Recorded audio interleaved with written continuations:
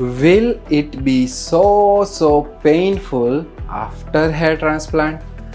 क्या आपको hair transplant के बाद बहुत ज़्यादा पेन होने वाला है, और अगर पेन हो रहा है तो बहुत टाइम तक रहने वाला है?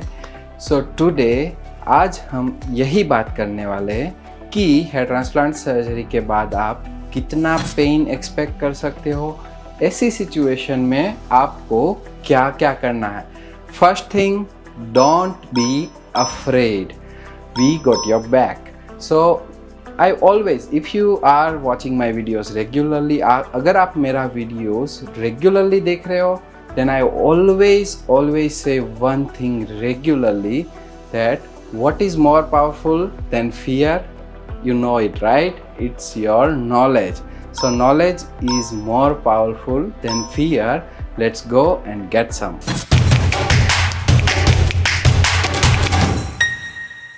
तो अब आपका हेयर ट्रांसप्लांट सर्जरी हो चुकी है। ऑब्वियसली जब आपकी हेयर ट्रांसप्लांट सर्जरी होती है उस दिन लोकल एनेस्थीसिया यूज़ किया जाता है, जिसकी वजह से आपका जो पूरा स्काल्प है वो नम होता है। तो सर्जरी के दिन इट्स वेरी रेयर कि आपको कुछ फील हो, पेन फील हो। It's about after like 24 hours, 24 घंटे के बाद जब वो एनेस्थीसिया का असर धीरे धीरे कम होना शुरू होता है, उस टाइम पर आपको थोड़ा थोड़ा महसूस फीलिंग आना शुरू होता है। और एट दैट टाइम आपकी जब सर्जरी होती है तब आपके जो डॉक्टर है वो आपको कुछ मेडिकेशन प्रिस्क्राइब करते हैं, जिसके अंदर एक पेन किलर्स, एनाल्जेसिक्स जिसे बोलते हैं वो भी होती है। तो ड्यूरिंग फर्स्ट वीक आपकी सर्जरी का जो पहला हफ्ता है, उस टाइम पर आपको जो पेन किलर्स दिए गए वो आपको रेगुलरली लेने हैं, ताकि सर्जरी के बाद जो भी पेन है उसको हम मिनिमाइज कर सके, उसको कंट्रोल कर सके। समटाइम्स आप पेन किलर ले रहे हो फिर भी मे बी थोड़ा बहुत आपको पेन हो सकता है, but there is nothing to worry about it, it's completely normal. अगर नॉर्मल पेन हो रहा है तो आपको बिल्कुल भी डरने की ज़रूरत नहीं है। पेन के साथ साथ आपको थोड़ा बहुत नमनेस भी फील होगा जहाँ पर आपका सर्जरी किया हुआ है। रिसिपिएंट एरिया में भी आपको थोड़ा बहुत नमनेस फील हो सकता है। आपका जो डोनर एरिया है वहाँ पर भी आपको थोड़ा बहुत नमनेस फील हो सकता है। तो सर्जरी के पहले हफ्ते में बहुत ही रेयर चांस है कि आपको बहुत ज़्यादा पेन हो।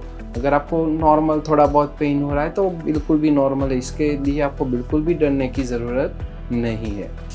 सो यूजुअली क्या होता है कि पेन के साथ साथ कभी कभी रेडनेस होना, स्वेलिंग होना फेस के ऊपर, या फिर इरिटेशन होना, बर्निंग सेंसेशन, जलन होना, टिंगलिंग यानी कि सुई लग रही है, सर के पीछे के हिस्से में सुई लग रही है, ये सब चीज़ें आपको पहले हफ्ते के दौरान या फिर उसके बाद भी 2 से 3 हफ्ते तक अप टू 2 to 3 वीक्स आपको फेस करना पड़ सकता है। तो यूजुअली क्या होता है कि during first week it's very normal, like because आप मेडिकेशन के ऊपर हो तो ज़्यादातर आपको फील नहीं होने वाला है। और अगर उसके बाद भी 1 हफ्ते बाद क्या होता है कि वो नेचुरली फिर हील होना शुरू हो जाता है, तो इसीलिए वो ग्रेजुअली सबसाइड होना शुरू हो जाता है। जो भी आपको पेन हो रहा है, बर्निंग हो रहा है, जलन सी हो रही है, ईचिंग हो रहा है, ये सारी चीज़ें 1 हफ्ते के बाद धीरे धीरे स्लोली करके कम होना शुरू हो जाती है।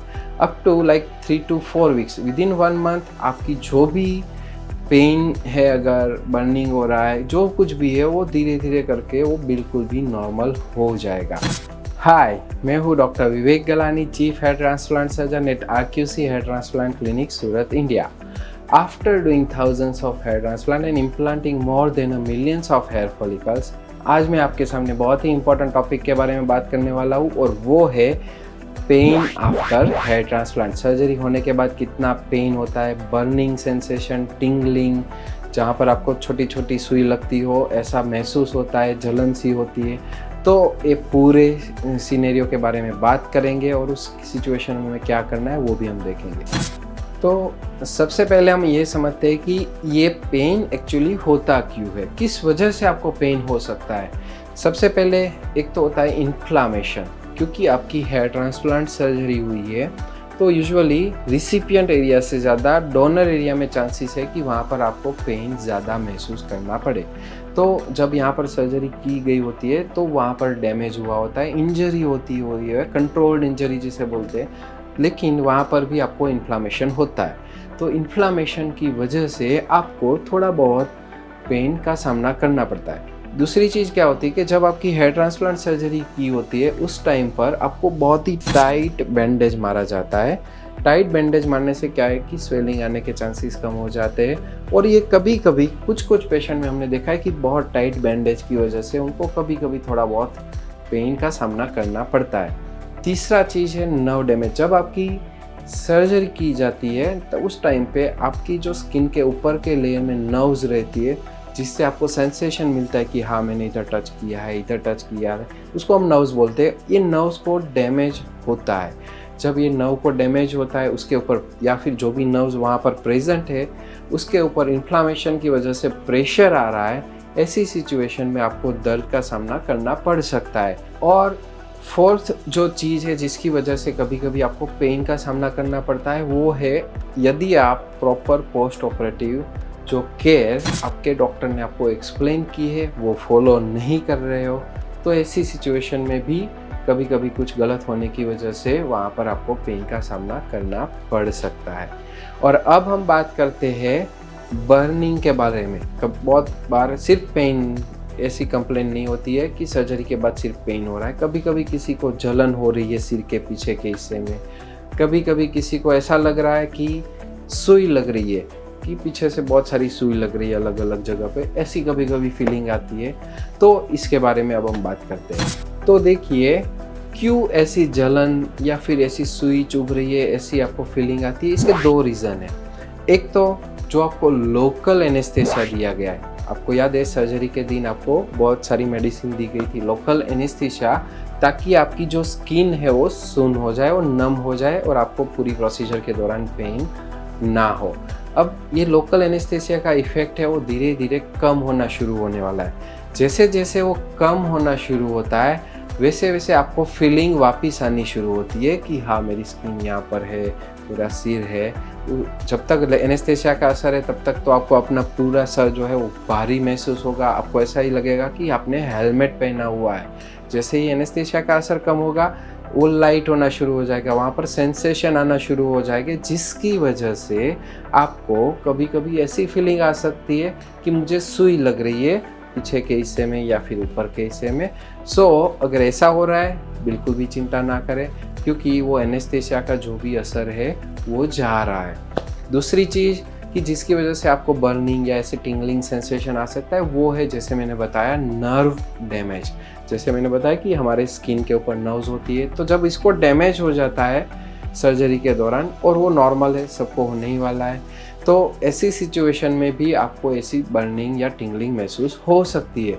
अगर हो रही है तो अगेन आपको बिल्कुल भी चिंता करने की ज़रूरत नहीं है, क्योंकि जैसे आपने सुना होगा कि लीवर जो है वो रीजनरेट करता है, उसी तरह से आपकी जो नर्व्स होती है वो रीजनरेट करती है, मतलब वो फिर से नई बन जाती है। जब तक वो नई बनती है तब तक ही आपको जो भी सेंसेशन उसके साथ रिलेटेड है उसका सामना करना पड़ेगा। जैसे ही वो हील हो जाता है, रीजनरेट हो जाता है, तो आपके सारे सेंसेशन नॉर्मल हो जाएगा, आपको बर्निंग भी फील नहीं होगा, आपको पिंचिंग भी फील नहीं होगा। सो whenever your nerves gets completely healed, you will start feeling everything normal. अब मान लो आप ऐसी सिचुएशन में हो जहाँ पर आपको पेन भी हो रहा है, बर्निंग हो रहा है या टिंगलिंग पिंचिंग जो भी हो रहा है, तो ऐसी सिचुएशन में सबसे पहले आपको क्या क्या करना है। सबसे पहली चीज़, आपको जो भी मेडिकेशन आपके डॉक्टर ने दी हुई है पहले 1 वीक के लिए सर्जरी के बाद, वो मेडिसिन आपको प्रॉपरली लेनी है। वो एब्सोल्युटली इम्पॉर्टेंट है, क्योंकि उसके अंदर एंटीबायोटिक होती है, पेन किलर्स होते हैं, ऑइंटमेंट्स होते हैं जो आपको हील करने में हेल्प करते हैं। दूसरी चीज़, जो भी इंस्ट्रक्शंस आपको स्वेलिंग के लिए फॉलो करने के लिए बोले गए वो आपको फॉलो करने हैं। जो भी आपको बताया कि मसाज करना है, कैसे आप स्वेलिंग को अवॉइड, क्योंकि स्वेलिंग क्या करता है, उसकी वजह से आपकी जो नर्व्स रहती है उनके ऊपर प्रेशर आता है, और जो प्रेशर आता है उसकी वजह से कभी कभी आपको पेन फील करना पड़ता है। तो जो भी इंस्ट्रक्शंस आपको डॉक्टर ने दिए स्वेलिंग के लिए वो आपको फॉलो करने हैं। इन एनी केस अगर आपके पास नहीं है तो ऊपर कार्ड में मैंने स्वेलिंग की सिचुएशन में आपको क्या करना है उसके रिगार्डिंग पूरा डिटेल में वीडियो रखा हुआ है, कैसे आपको मसाज करना है, पूरी सिचुएशन आपको एक्सप्लेन की गई है। तो डेफिनेटली आप वीडियो देखेंगे तो भी आपको काफ़ी हेल्प मिलेगी।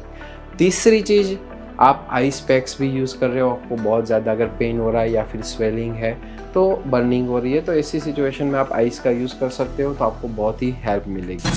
अगर आपको बर्निंग हो रहा है, पिंचिंग हो रहा है, टिंगलिंग सेंसेशन हो रहा है, तो ऐसी सिचुएशन में ज़्यादातर विंटर में क्या होता है, कभी कभी ड्राई होने की वजह से भी ऐसी सिचुएशन का आपको सामना करना पड़ता है। तो सर्जरी के 1 हफ्ते के बाद अगर आपको ऐसी कोई भी सिचुएशन है बर्निंग टिंगलिंग, तो इसमें आप थोड़ा सा ऑयल गर्म करिए, हल्का सा आप उसको लगा सकते हो ताकि वो सॉफ्ट हो जाए, वो एरिया सॉफ्ट हो जाएगा, तो वहाँ पर आपको बर्निंग जलन का सामना कम करना पड़ेगा। इसके साथ साथ अगर शुरुआत के सर्जरी के बाद 1 से 2 हफ्ते तक आपको पेन, नॉर्मल पेन हो रहा है, तो बिल्कुल भी चिंता करने की ज़रूरत नहीं है, बिल्कुल भी डरना नहीं है। अगर आपको ऐसा लग रहा है कि जब मैं यहाँ पर प्रेशर आता है तो ही मुझे पेन फील होता है, again nothing to worry about it, it's absolutely normal. लेकिन 3 हफ्ते के बाद भी आपको ऐसा लग रहा है कि बहुत ही ज़्यादा पेन हो रहा है, कॉन्स्टेंट पेन हो रहा है, वहाँ पर रेडनेस है, इन्फ्लामेशन है, सूजन सा आपको फील हो रहा है, तो ऐसी सिचुएशन में आपको डेफिनेटली आपके डॉक्टर को मिलना है, उनको बताना है कि इस तरह से प्रॉब्लम हो रही है, तो वो आपको मेडिसिन देंगे जिससे वो प्रॉब्लम भी आप अच्छे से सॉल्व कर सकते हो। सो आई होप कि आपकी जो भी प्रॉब्लम है सर्जरी के बाद उसमें आपको ये वीडियो से हेल्प मिली हो, आपको कुछ फ़ायदा मिले। अगर फिर भी आपको ऐसी कोई भी सिचुएशन है जो मैंने मेंशन नहीं की है, तो आप डेफिनेटली हमें कमेंट में डाल सकते हो, और डिस्क्रिप्शन में हमारा नंबर दिया हुआ है, आप हमारी टीम के साथ बात कर सकते हो, आपको डेफिनेटली हेल्प करेगी, गाइड करेगी। Thank you so much for watching our videos.